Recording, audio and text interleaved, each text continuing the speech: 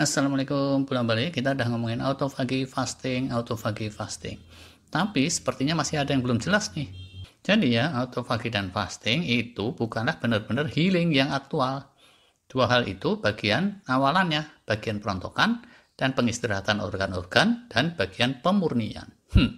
Ibarat pengembangan gedung bertingkat gitu. Dua itu bagian pengosongan gedungnya, terus bagian demolisinya peruntuhan bangunan lama.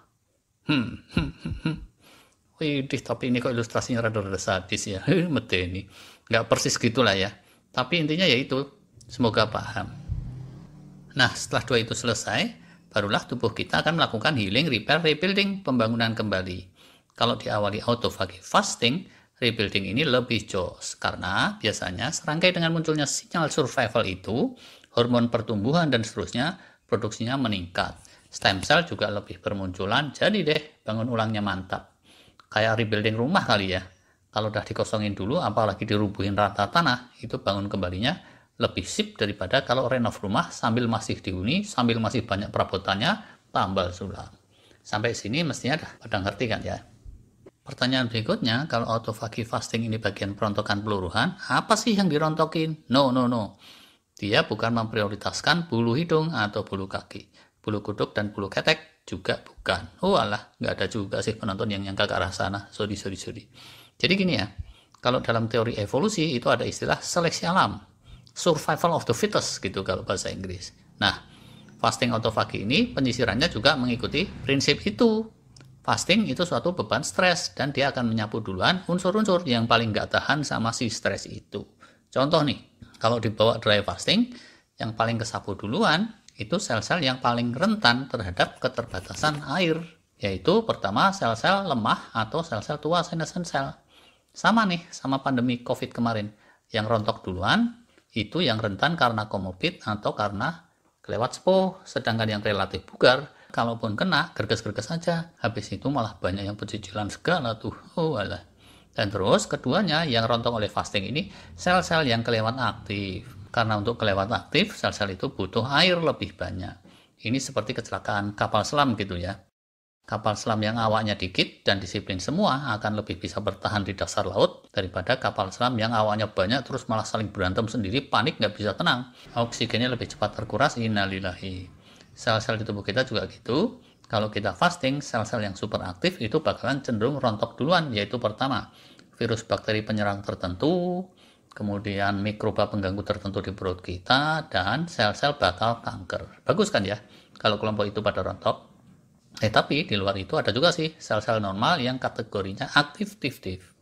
Sel saraf tertentu gitu, kemudian sel-sel di saluran cerna, kayak gitu deh. Tapi nggak usah khawatir, kalau yang sel-sel normal asli ini, dia bisa segera dibikin ulang karena tubuh kita punya cetak birunya. Sebaliknya, sel-sel yang di luar pakem, setelah tereliminasi, wassalam. Minimal ya, mereka itu ngedrop populasinya, jadi gampang dihantam oleh segenap sumber daya imun kita. Sehingga bisa dibilang setelah fasting, daya imun kita lebih jos gitu efektivitasnya. Kayak rumah kemasukan tikus kan ya. Kalau yang masuk cuma 4, kucing kita 2, cincai lah itu, ya kan? Akan beda cerita kalau kucingnya 4, tapi tikus yang datang ada 200. Ampun DJ. Kucing pun melet. Melet enggaknya? Enggak tahu ding. Pokoknya gitulah. Kalau fastingnya extended, bisa muncul autophagy. Yang digerusnya akan lebih jauh lagi. Pertama, dia menggerus sampah dalam yang ada di internal sel-sel sehat. Ibaratnya kalian punya rumah gitu kan ya. Sampah itu ada yang di dalam rumah dan ada yang di luar rumah. Keduanya, selain penggerusan sampah dalam, di internal sel autofagi juga akan menggerus sampah luar, yaitu antara lain berupa bangkai-bangkainya virus bakteri gitu ya. Tanpa autofagi, pembersihan itu slow. COVID-nya udah sembuh gitu, city value-nya masih manteng aja terus. Ada lagi sel-sel mati yang bukan sel asing, tapi asalnya dari tubuh kita sendiri. Itu juga termasuk yang didaur ulang. Kemudian sel-sel hidup, tapi asing. Tubuh kita ini cerdas loh. Dia bisa bedain sel asing dan penduduk asli. Kayak kalau orang Jombang gitu ya. Disapa Kang Udin, diringin condong dekat alun-alun.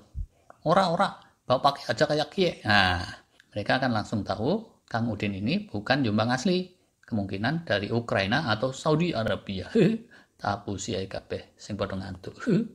Perlu dicatat di sini, Kalau sel asing atau sel sampah berupa sel-sel mati tadi adanya di luar tubuh kita rada jauh, contoh kata berupa kutil atau tahi lalat gede di permukaan kulit atau semacam itu, yang nggak kejangkau sama mekanisme autofagi, nggak bakal diapa-apain. Ketiga, yang digerus itu sel-sel asli tubuh kita, tapi nggak normal, termasuk di sini senescent cell tadi, nggak semua rontok oleh fasting kan, ada yang masih cukup membandel dan baru bisa kesapu rontok setelah autofagi muncul. Selain itu, sel-sel yang berubah dari pakem bermutasi, karena yang begini ini berkecenderungan bakal kanker, atau bisa juga berubahnya itu karena ketempelan glukosa atau apa gitu yang bikin dia jadi sel lemah. Ini juga bakal lebih digerus duluan daripada sel yang sehat.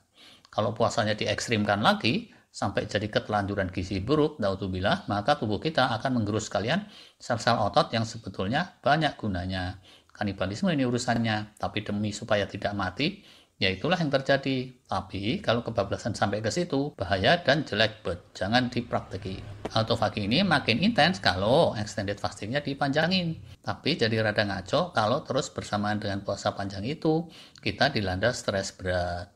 Jadi manjangin puasa itu mesti terukur juga. Keduanya, dia akan intens kalau kebutuhan protein di tubuh kita dikencengin dengan olahraga atau dengan apa. Ketiganya, autofagi juga akan lebih kenceng dan juga akan lebih cepat startnya kalau bermunculan zat-zat promotornya kayak spermidin, polifenol, dan seterusnya itu dulu udah pernah diulas.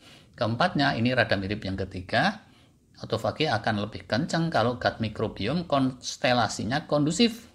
Kalau perut tidak kondusif, dia akan menarik sumber daya juga dan itu melemahkan serta melambatkan autofagi. Berikutnya lagi, autofagi juga akan lebih kenceng kalau tubuh kita lebih bugar, lebih siap, antara lain ditentukan oleh kondisi mitokondria sel-sel, kita juga udah pernah bahas. Kayak gitu deh kira-kiranya. Dan kalau autofaginya slow, rebuilding atau bangun ulangnya seringnya juga slow karena ini tuh sejodoh atau serangkai. Cuma ya, autofaginya kenceng pun, rebuildingnya bisa tetap slow kalau tidak didukung nutrisi memadai yang balance.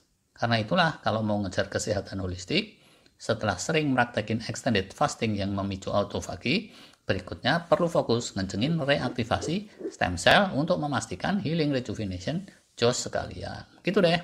Ini kalau radang ulang-ulang sama yang dulu atau radang gram yang kemana-mana, mohon maaf. Terima kasih.